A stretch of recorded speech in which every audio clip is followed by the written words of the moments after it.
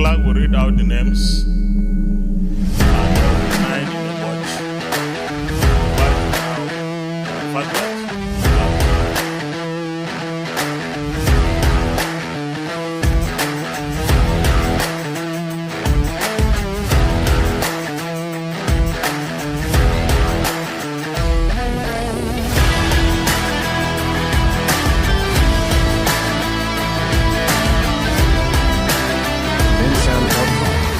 A wonderful day to you. Thank you for joining us on Parliament and Governance. I'm Uyi Agumofwegbe in Benin City, Nigeria. On this week's edition of the program, we want to take a look at cutting costs of governance. Time and again, we've discussed here, and of course, Nigerians have been speaking up about how that the cost of governance in this country, it's huge, to say the least. Some persons have also argued that democracy everywhere in the world is expensive. They talk about America, for example. They talk about the United Kingdom, Australia, and several other countries that have practiced democracy for decades or even centuries.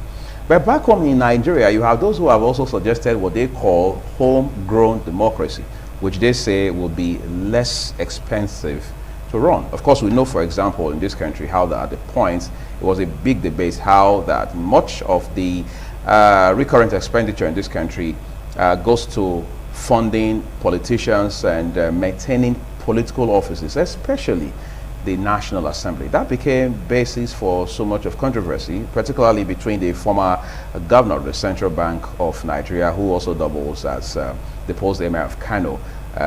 Back then, that was some years ago. But today, the conversation has evolved. As a matter of fact, as of today, we have people now saying, is it not possible for us to at least consider, as it were, expunging the Senate? Some people say that would be overreaching because you need the Senate, for example, to make laws. Let's not forget that all of these suggestions, whether practicable or not, are coming on the basis of the need to cut down the costs of governance. Is it possible? What are the specifics that must be done to accomplish that? We'll talk about it right after the break. Stay with me. My guest on this week's edition of the program is a lawyer and public affairs commentator. He's interested in a conversation like this because first, he is a Nigerian and someone who has followed many of these developments for several years. Barrister Peter Ejiofor, it's always a pleasure to have you on the program. Thank you very much. Let's talk about cost of governance in this country. We've seen governments, federal, state, local, not being able to pay salaries. Yet you have so much of money coming into the coffers of governments on all three levels. What are we dealing with? Is it a problem of misplacement of priorities, or do we just have, for want of better words, a bottomless pit that sinks all the money? Yeah, I will agree with you in all fours, all the points you raised in terms of the structure. We have both structural and policy issues. The structure we are running today, we have the federal government, the 36 state governments, and the federal capital territory. That's 38. And these structures, you have administrators, presidents, who have ministers or commissioners at state levels who work with them. These commissioners and ministers also have special advisors and other form of aides. You also have the president who have so many other aides. So it is for the governor. Within the legislature, it is the same thing that is replicated. So you now have the cost being magnified at all levels. It is only in few areas, especially in the judiciary, you can say that it's a bit manageable. But within the executive and the legislature, the cost of running our government is too high. It is against the progress of the nation, because when you have so much being frittered away in terms of governance that is not impacting on the people, you are otherwise also depriving other sectors like education and health of the necessary funds. Also has been on strike for some months now, And since this March. government is running cost, paying salaries of senators and their aides. Without getting commensurate value. Exactly. And so you have the schools, the universities that are supposed to produce those we call leaders of tomorrow, those that will transform Nigeria. That destination we are praying to get to, these are the people we are grooming within these institutions, and yet the government is doing nothing. In the First Republic, you have a situation where a regional government in the Eastern region budgeted over 42% of the national budget for education. Over 42%. Of the budget for education. So how did we miss it to the point that today, even the Minister of Education, Malam Adamu has said that we have never done more than 10%, at least since this Fourth Republic. Even the 10%, do they even allow it to flow? The 10%, at what point are the budget passed? And then you start to maybe operate on those, the funds, appropriate the funds. At what point? For how long do you do that? They don't allow things to function. That's the problem we have. But where they allow things to function is when it comes to their salary and allowances.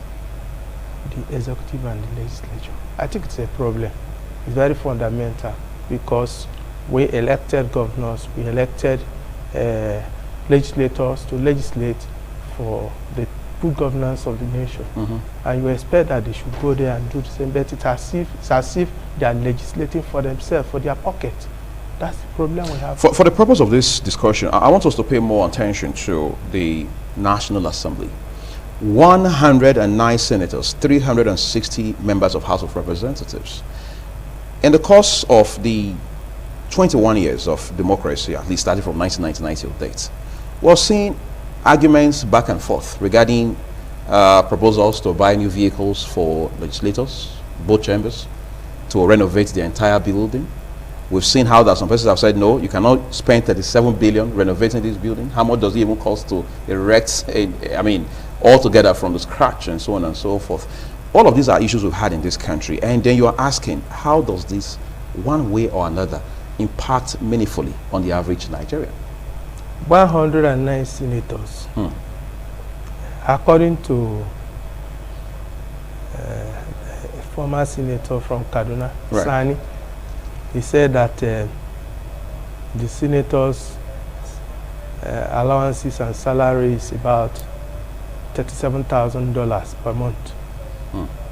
Each. And then, yes, and another person in the House of Reps, Karu, said that the salaries of, that includes allowances, of the House of Rep member is about 9.3 million. I wouldn't know how correct they are, but these facts are already in public domain. People are questioning them, and if they have contrary information, they should have brought it to the... That's the leadership of the National Assembly. Of the National Assembly and the state assemblies inclusive.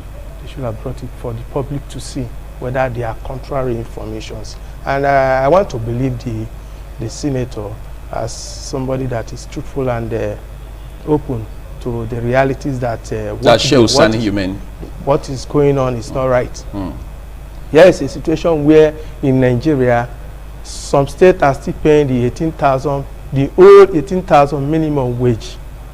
We have exited from that point to 30,000, and many states are unable to pay 30,000 minimum wage for a month as salary from one person.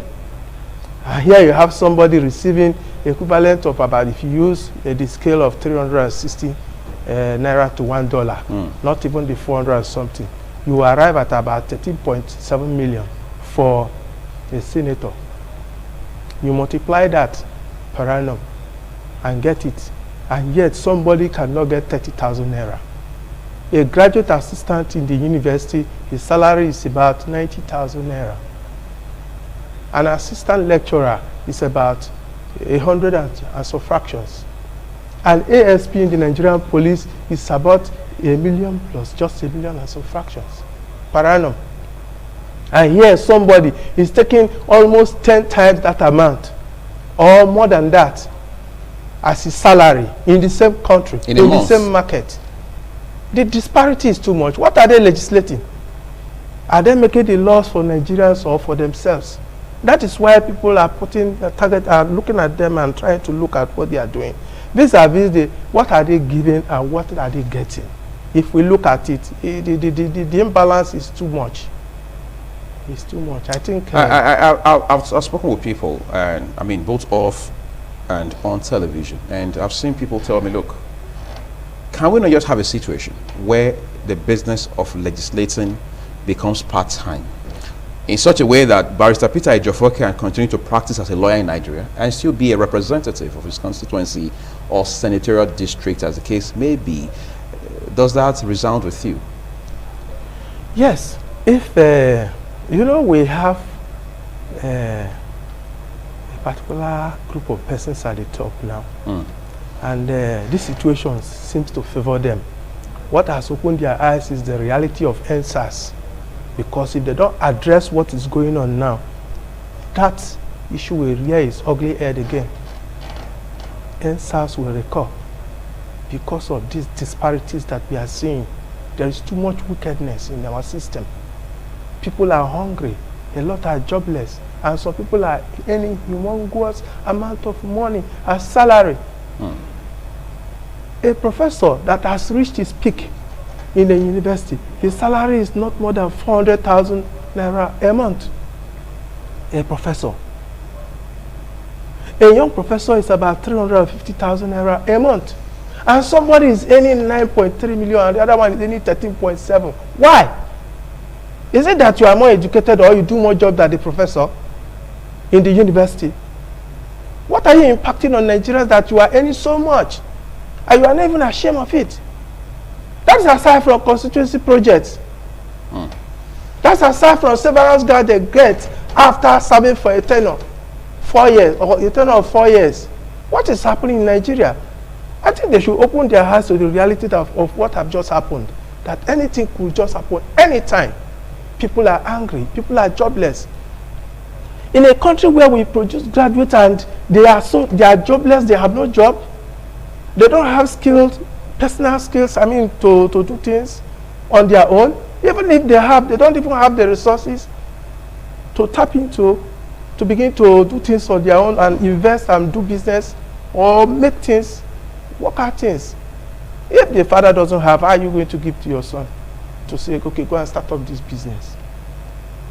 I don't think we can continue like this. If some persons have argued to say we're not appreciating all the elements in this conversation. They talk about how that in Nigeria, for example, democracy is expensive and electioneering is probably even more expensive. We've seen politicians go to extremes, including, for example, get loans from banks, sell off valuable properties home and abroad just to get into an office.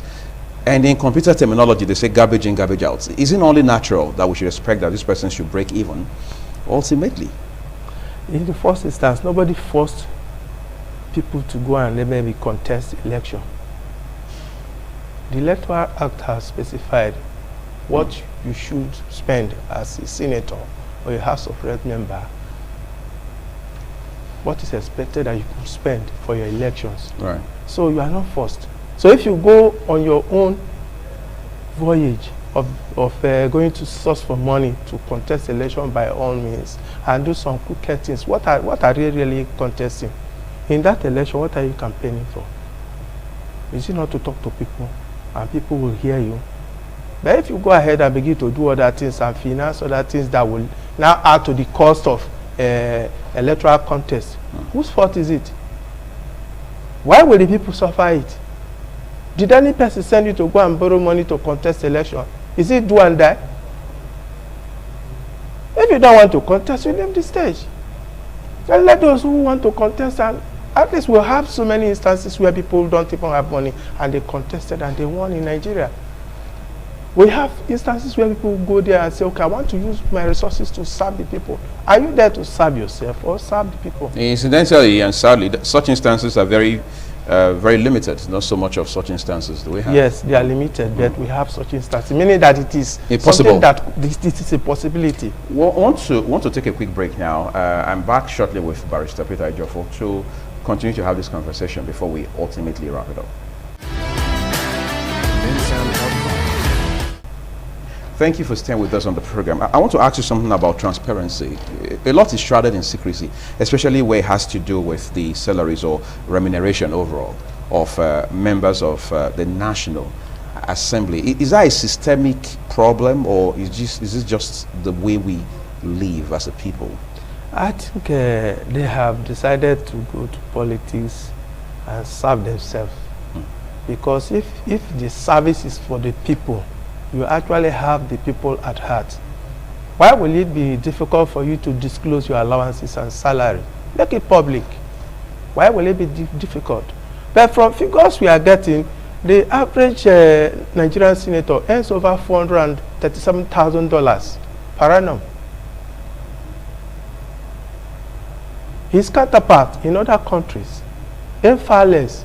In Singapore, they earn about $200,000 to $250,000 per annum.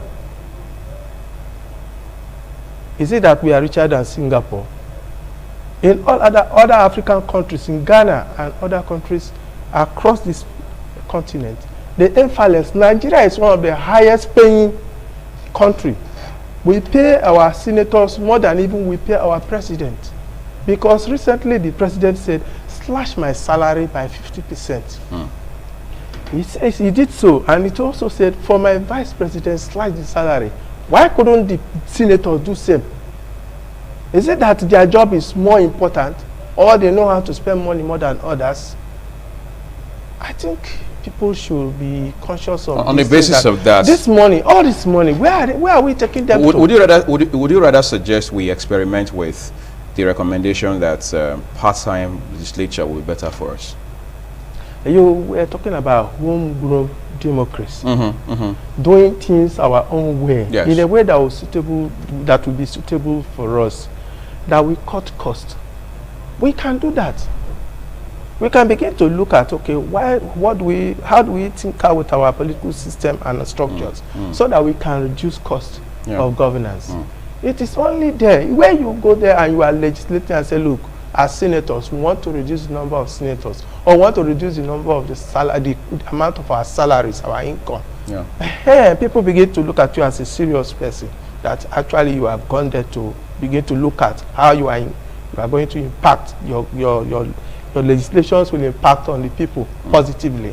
People will begin to respect you. But when you go there, all you ask for is oversight functions, and you go and oversight and collect allowance. You go to abroad, travel abroad, and then you come back, you collect allowances, and you aggregate all these things, and you are earning so much. Why people are suffering? It's not fair. Because you are no longer serving the people. The people are serving you. A while ago, you made reference to Constituency Projects. Yes. These projects have been very, very controversial for a long time as far as this democracy we're practicing, this Fourth Republic is concerned. A lot of persons, I mean, most Nigerians will tell you, we cannot match the amounts of money dedicated to these projects with the real projects you see on the ground, beyond boreholes, for instance, that are sunk, and then the next thing is the senator or House of Rep member quickly puts his name on it. And then maybe in some few cases you have street lights, these days solar powered street lights, and then maybe some earth roads and a few projects here and there. Are we really putting our money where our mouth is? And we have a few instances where some legislators have done very well. Okay. We pick somebody like Obede Hammer, for instance. He's a young man that has done very well. We are impressed with his style. Okay. You know, scholarship he gives, donations for projects here and there he does. That kind of person, you will not question how do you spend this constituency project money. You will not question it, even though there are set guidelines. What Sally was telling us is that these people just say this is what we are entitled to. They just write receipt, and then at the end of the day, they collect the money. They write receipt to cover them, and then they collect the money. Is that what we send them to go and do there? A Nigerian left Nigeria here, traveled abroad. In less than how many years he is producing a vaccine. He discovered a vaccine for COVID-19. Meaning that the great population of Nigerian youths that are here could even do more than that, given the enabling environment. We don't have it. Is it fair? We are not moving forward. A man that is holding his neighbor down on the ground and said he does not want to leave the neighbor to move, himself is not moving. Our senators, our legislators, our leaders, they are not moving. We are in the same boat. We go nowhere. If you want to promote industry, you want to promote enterprise, you want to promote talent, let this thing flow. Legislate well. Look at ASU, for instance. It's shameful. This is the time to key into technology in Nigeria, to make this our system of education, imparting education on the young ones, to become even, to be driven by technology. Virtual classes. You Zoom the lectures. You Zoom your meetings. This is the time for you to bring in this young man and say, begin to do this, and let's see. If you are a lecturer, you are not computer friendly, you go and begin to take your lessons. And even the university itself, as a community, can even begin to organize seminars and other forms of training for lecturers so that they can become computer friendly and begin to impact this knowledge on our youth. I mean, the world is moving on. Right. Just before we're done, I want to ask you something about the so-called national cake. It will appear there is also the mentality that, hey, this is the national cake. I've got to get my piece from it. It appears you have that playing out at all the strata of governments in this country, where you now have a situation such that we have so little for development compared to what we have to fund political offices, appointments. I mean, you see one elected or appointed officer having several aides. We've heard about some close to 1,000 aides in some states. We've seen commissioners have aides. We've seen a special advisor having aides in such a way that you're now wondering, between the governor and the special advisor, who has more aides? Are those not clear cases of misplacement of priorities? That's what we are saying. That is what we are saying. This system cannot continue like this. So how can we fix it? We just have to fix it ourselves. We don't need anybody to come and tell us that we are running a very terrible race. We are taking a very risky position, as far as I'm concerned, though, that these things we are doing will backfire someday. We can't continue like this. Do we have the courage to revisit the template on which we decided this? Why did we elect those legislators? The legislators are the closest people to the people. Whatever they legislate there is for us. Ideally. The control that they are putting in place to check the executive and the judiciary is for the people. But when the priorities are not right, when they begin to legislate for themselves, for their own benefit, that is where you now have this gross imbalance that is going to backfire sooner than later. You know, it's very obvious from all you've said so far, Barrister Peter Ejiofor, that we're going to have to spend the days, weeks, months, and years ahead trying to find a balance. I mean, in light of this imbalance that you've talked about, we'll be looking at issues around cutting cost of governance, especially from the standpoint of the huge, humongous, as some persons have said, amounts of money going into the National Assembly, both chambers, every other fiscal year in this country. And then, of course, you're looking at things like constituency projects, whether or not there's commensurate value for the monies dedicated or allocated to those projects. But overall, the point is, can we not cut down cost of governance in this country in such a way that we can have more money, more resources to pursue infrastructural development? For example, areas like education, health, roads, pipe-borne water. It won't hurt to do all those, will it? Thank you so much, Barrister Peter, for coming. As always, we appreciate it. That's our program for you this week. I'm Uyi Agumofwegbe. Have a great evening ahead of you.